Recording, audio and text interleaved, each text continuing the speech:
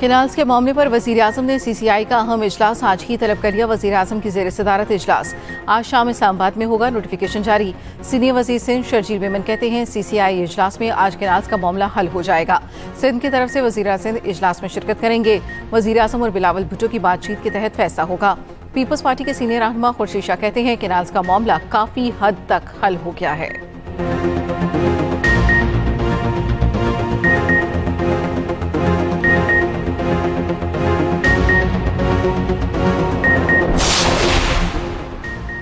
पहलगाम हमला, अमरीकी अखबार ने भारत का कच्चा चिट्ठा खोल दिया। न्यूयॉर्क टाइम्स ने लिखा, भारत पाकिस्तान पर हमले के लिए प्लान बना रखा है।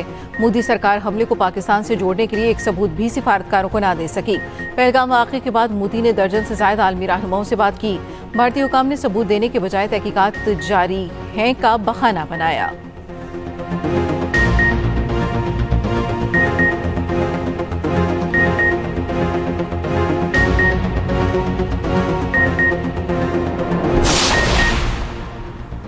भारतीय गीदड़ भभकियां, चीन फिर पाकिस्तान के साथ खड़ा हो गया। चीन पाकिस्तान की सलामती के मफादात के तहफ़्फ़ुज़ की भरपूर हिमायत करता है। चीन पाकिस्तान के जायज़ सिक्योरिटी ख़दशात को मुकम्मल तौर पर समझता है। चीनी वज़ीर ख़ारजा का बयान सामने आ गया। नायब वज़ीर आज़म इसहाक डार का चीनी वज़ीर ख़ारजा से टेलीफोनिक रब्ता हुआ। चीन का पाकिस्तान और भारत को तहम्मुल से काम लेने का मशवरा।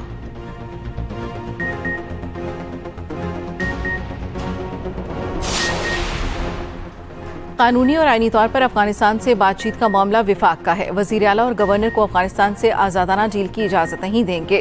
विफाकी वज़ीर ख्वाजा आसिफ का KPK के वज़ीर आला और गवर्नर के बयान पर रद्द अमल।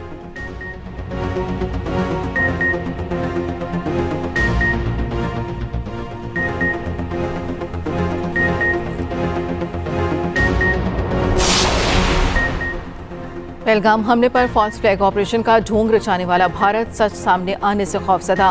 भारतीय हुकूमत ने वाक़े पर सवाल उठाने वाले कई शहरी जेल में डाल दिए। भारतीय प्रोपेगेंडा सामने लाने वाले 16 पाकिस्तानी YouTube चैनल्स भी भारत में बंद। अमेरिका का पाकिस्तान और भारत से मामले को हल करने पर जोर।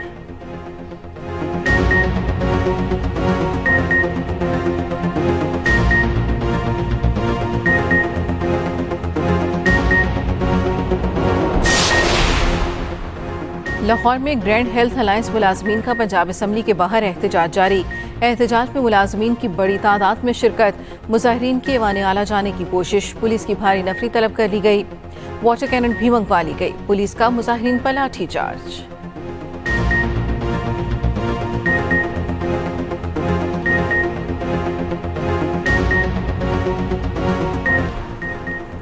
भारतीय परवाज़ों के लिए पाकिस्तानी फ़िज़ाई हदूद की बंदिश। इजाफी फ्यूल इस्तेमाल के बायस भारत में टिकट की कीमत में इजाफा। ज़राए के मुताबिक पाकिस्तान की फ़िज़ाई हदूद के 11 रास्तों में से 4 रास्ते भारतीय तैयारे मुसलसल इस्तेमाल करते हैं। हफ्तावार औसतन 1200 भारतीय एयरलाइंस के जहाज़ पाकिस्तान की फ़िज़ाई हदूद से गुजरते हैं।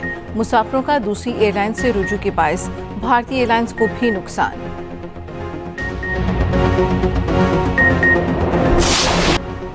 मौशी इस्तेहकाम का संगे मील अबूर कर लिया।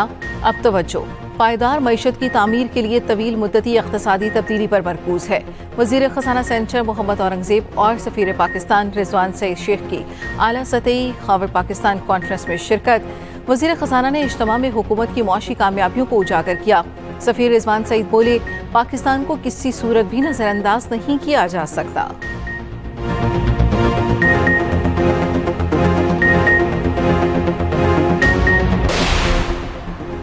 CTD की दरख्शा में कार्रवाई। कलदम तंजीम के 2 दहशतगर्द हलाक। तर्जमान CTD के मुताबिक एक दहशतगर्द गोली लगने से मारा गया, दूसरे ने खुद को बम से उड़ा लिया।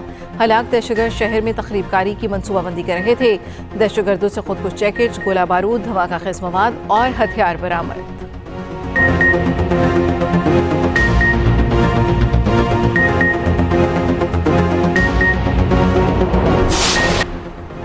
MKM पाकिस्तान ने सिंध से सेनेट नशिस्त के लिए निगहत मिर्जा को टिकट जारी कर दिया। चेयरमैन MKM पाकिस्तान खालिद मकबूल सिद्दीकी ने टिकट जारी किया।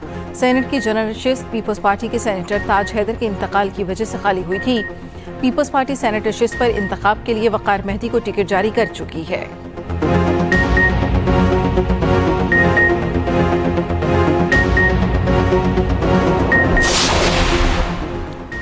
सिंध भर में मुतनाज़ा नहरों के खिलाफ एहतजाज का सिलसिला 11वें रोज भी जारी। सिंध पंजाब कौमी शाहराह ताहाल बंद, बबलोई बाईपास पर वकलाओं और मुख्तलिफ सियासी जमातों का धरना जारी। कंदकोट इंडस हाईवे पर कायम कैंप पर एहतजाज। सखर, शिकारपुर, खैरपुर, लाड़काना समेत मुख्तलिफ शहरों में एहतजाजी मुजाहिरे। बलूचिस्तान बार कौंसिल की सिंध के वकला से इजहार यकजहती के लिए आज हड़ताल।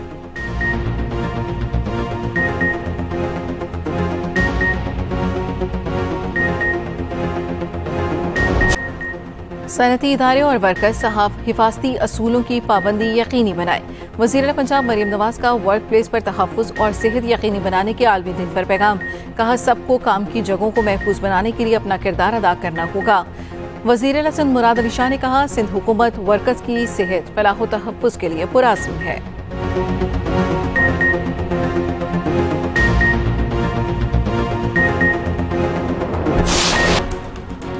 गजा पर इस्राएली फौज के हमलों में मजीद 17 फलस्तीनी शहीद। इतवार को 53 फलस्तीनी शहीद किए गए। इमदाद की मुसलसल बंदिश से गजा में बड़े पैमाने पर कहत का खतरा। जनूबी लेबनान में ड्रोन हमले में हिजबुल्लाह के रहनुमा शहीद। यमन पर अमरीकी हमले जारी।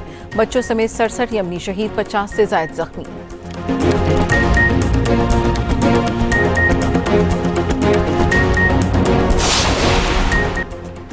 और ईरानी शहर बंदर अब्बास की शहीद रजाई पोर्ट पर धमाके में जाम बहक अफराद की तादाद 40 हो गई।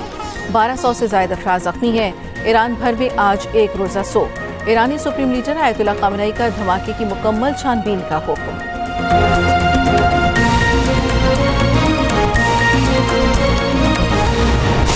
पाकिस्तान में भी कि हम अपने इरिगेशन सिस्टम को ठीक करें ताकि हम वो वापस उसमें आ सकें जहाँ पे ये ख़ित्ता जो है वो ब्रेड बास्केट था, यानी यहाँ से अनाज जो है वो बैरून ममालिक एक्सपोर्ट होता था।